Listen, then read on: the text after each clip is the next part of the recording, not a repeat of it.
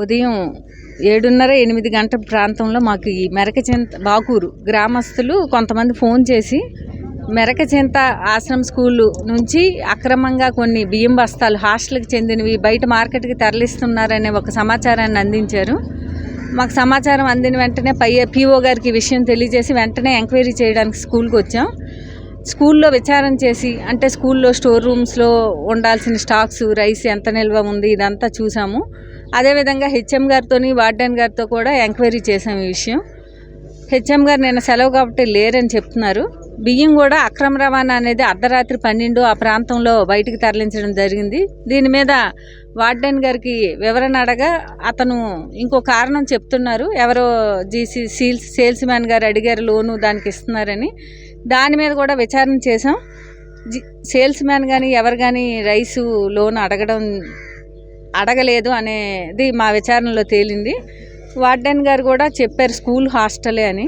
కాబట్టి school hostel నుంచి rice అనేది అక్రమంగా ఒకవేళ లోన్ ఇవ్వాల్సి ఉన్నా ఎవరికైనా బయట లోన్ తెచ్చి తీర్చాల్సి ఉన్నా లేకపోతే ఇంకే కారణమైనా అయితే ముందుగా పై అధికారులు అనుమతి తీసుకొనే బయటకు పంపించాలి.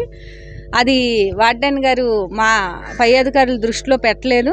దట్టు ఆయనే పంపించారని ఇది బయట ఈ ఆటోలో ఉన్న రైస్ తరలిస్తున్న రైస్ కూడా ఇక్కడే ఉంది, అది రుజువైంది.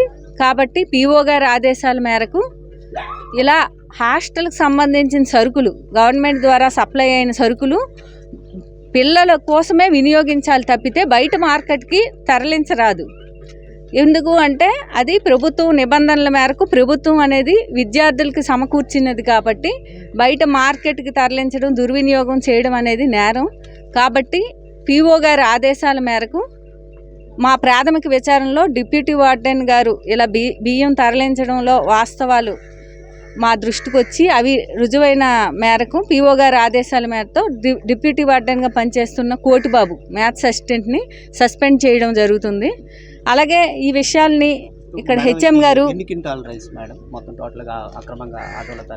ప్రజెంట్ అయితే ఆటోలో ఉన్నవి 20 బస్తాలు ఉన్నాయండి. విలేజర్స్ చెప్తున్నారు ఇంకో ఆటో వెళ్ళిందని, కానీ అది మనకి తెలీదు. ప్రజెంట్ ఇక్కడ ఉన్న 20 బస్తాలు కూడా బయట మార్కెట్కి పాఠశాలకు సంబంధించినవిగా వార్డెన్ గారు కూడా ఒప్పుకున్నారు. కాబట్టి అలా అది నేరం కాబట్టి డిప్యూటీ వార్డెన్ని సస్పెండ్ చేస్తున్నాం.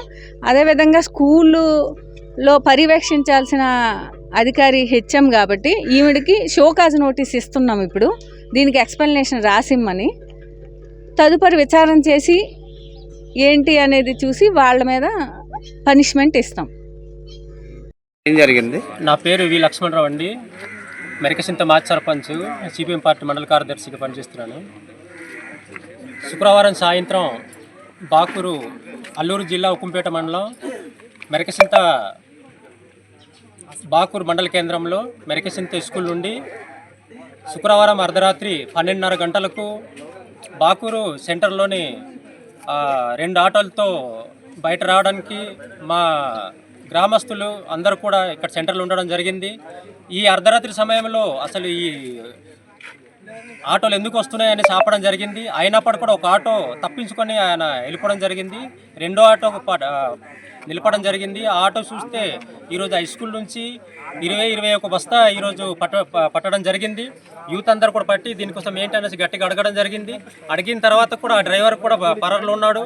ఇక్కడ నుంచి స్కూల్లో ఉన్నటువంటి వార్డెన్ గారిని పరిశీలించడం జరిగింది. యూత్ వాళ్ళందరూ కూడా పరిశీలిస్తే నాకు రేపు వాళ్ళు పోషించడానికి ఎంతో కొంత మేము బస్తలు అవ్వకపోతే వాళ్ళకి ఏం చేయాలేమన్నట్టుగా యూత్కు చెప్పడం జరిగింది. సంవత్సరం ఇదే రాత్రి నాకు తెల్లవారు 4 గంటలకు యూత్ అందరూ కూడా ఫోన్ చేయడం జరిగింది.